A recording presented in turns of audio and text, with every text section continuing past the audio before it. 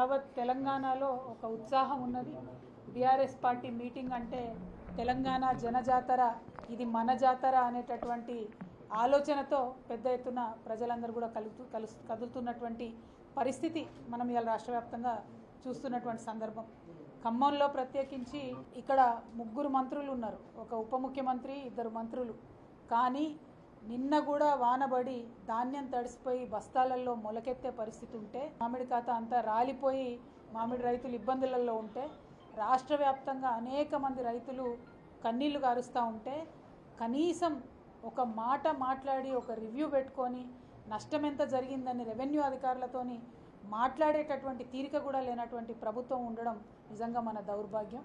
ఇక్కడ ఉప ముఖ్యమంత్రి గారు ఉన్నారు, మరి ముఖ్యమంత్రి తర్వాతి పోస్టు అంటే ఎంత బాధ్యత ఉండాలి, ఎంత ఆలోచన ఉండాలి. కానీ ఇప్పటి వరకు రైతుల్ని కనీసం పలకరించిన పాపాల పోలేదు.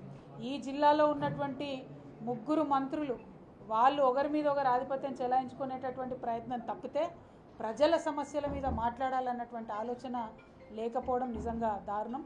మరి ఇంకా విచిత్రం ఏంటంటే, ఖమ్మం జిల్లా అంటేనే కామ్రేడ్ల జిల్లా అంటారు. ఇవాళ కామ్రేడ్లు అధికారంలో ఉన్నారు కాబట్టి ప్రభుత్వాన్ని ప్రజా సమస్యల మీద నిలదీయకపోవడం అన్నది చాలా దారుణం. వాళ్ళు ఒక బ్యాలెన్సింగ్ ఫోర్స్గా ఉంటారు కమ్యూనిస్టులని దేశవ్యాప్తంగా కూడా ఒక చర్చ ఉన్నది. అధికారంలో ఎవరున్నా సరే ప్రజల తరఫున కనీసం వీళ్ళన్నా ప్రశ్నిస్తారని ఒక నమ్మకం ఉండే. ఇవాళ ఖమ్మం జిల్లాలో మరి ఆ నమ్మకం వమ్మయ్యేటటువంటి పరిస్థితి వచ్చిందని చెప్పక తప్పదు. ఎందుకంటే మరి ఇక్కడ ఉన్నటువంటి పెద్దలే, ఉమ్మడి ఖమ్మం జిల్లాను ఉన్నటువంటి పెద్దలే మరి వాళ్ళ ప్రభుత్వంలో భాగస్వాములై ఉన్నందుకు ప్రశ్నిస్తలేరేమో అని అనుకోవాల్సినటువంటి పరిస్థితి వచ్చింది. మీ అందరికీ తెలుసు, ఉమ్మడి ఖమ్మం జిల్లాలో తెలంగాణ రాష్ట్రం ఏర్పడ్డ కరెక్ట్ 9-10 నెలల్లో భక్త రామదాసు ప్రాజెక్టును మనం కన్స్ట్రక్షన్ చేసుకొని ఫినిష్ చేసుకొని 60,000 ఎకరాలకు నీళ్ళు ఇచ్చినటువంటి పరిస్థితి. కానీ ఇవాళ 15-16 నెలలైంది, ఒక్క కొత్త పథకం లేదు, ఒక్క కొత్త ఆలోచన లేదు. అంటే ముఖ్యమంత్రి గారు కూడా నిజంగా ఎంత దారుణం అంటే, నిన్నగాక మొన్న వాళ్ళ ఇద్దరు అధినాయకుల మీద A1 A2 కేసు పెడితే వాళ్ళ కాంగ్రెస్ పార్టీ దేశవ్యాప్తంగా ధర్నాలు చేసింది, పిలుపునిచ్చింది. కానీ మన ముఖ్యమంత్రి గారే జామ్ అని జపాన్లో పర్యటన చేస్తున్నారు తప్పితే కనీసం మరి వాళ్ళ ముఖ్య నాయకుల మీద ఇంత కేసులు అయితే ఒక ట్వీటు లేదు, ఒక పోస్టు లేదు.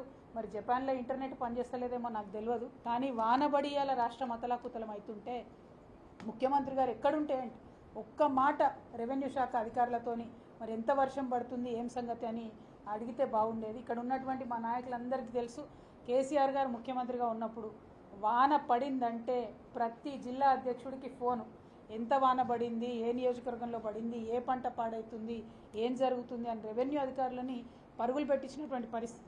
నేను ఇవాళ డిమాండ్ చేస్తూ ఉన్న ఖమ్మం జిల్లాలో, ఖమ్మమే కాదు మన రాష్ట్ర వ్యాప్తంగా పంట నష్టం జరిగినటువంటి రైతులందరికీ ఎకరానికి 20,000 చొప్పున ఈ ప్రభుత్వం తక్షణమే నష్టపరిహారం ప్రకటించాలి. అధికారులను అలర్ట్ చేయాలి. అన్ని రకాల పంటలను కూడా వచ్చి ఒకసారి అధికారులు చూసుకోవాలి. పరిపాలన కంప్లీట్గా పడకేసినటువంటి పరిస్థితి రాష్ట్రంలో ఉన్నది. నిన్న ములుగుకు ఇదే జిల్లాకు సంబంధించినటువంటి మంత్రి గారు పొంగులేటి శ్రీనివాసరెడ్డి గారు వెళ్తే అక్కడ ఒక చిన్న బిడ్డ చచ్చిపోయినటువంటి శిశువును పైకెత్తి మంత్రులకు చూపించి హాస్పిటల్కి పోతే మా బిడ్డ చనిపోయిందని చెప్పేటటువంటి దయనీయమైన పరిస్థితి. హాస్పిటల్ వెళ్ళడానికి ఆస్కారం లేనటువంటి పరిస్థితుల్లో ఉన్నాయి, హాస్టల్ వెళ్ళలేనటువంటి పరిస్థితుల్లో ఉన్నాయి. ఏదైతే కేసీఆర్ గారు వెంటబడి ప్రజలకు ఆరోగ్యం బాగుండాలి, విద్య బాగుండాలి, రైతులు బాగుండాలి అని చెప్పినరో అవేవి కూడా చేయనటువంటి పరిస్థితి. ఈ ముఖ్యమంత్రి గారు ఏదైతే చెప్పినరో ఏ ఒక్కటి కూడా చేయనటువంటి పరిస్థితి. రైతు బంధు టకీ టకీ టకీ అని 31 లోకలు వాడుతుంది అన్నారు, 31 అయిపోయింది. మరి ఏప్రిల్ సగం నెల అయిపోయింది, సగం మందికి ఇంకా రైతు భరోసా రానేలేదు. రైతు రుణమాఫీ సంపూర్ణంగా చేసినామని చెప్పి ఘోరమైన అబద్ధాలు చెప్తున్నారు. ఇంతవరకు రైతు రుణమాఫీ 60% మందికి కాలేదనేటటువంటి వాస్తవం.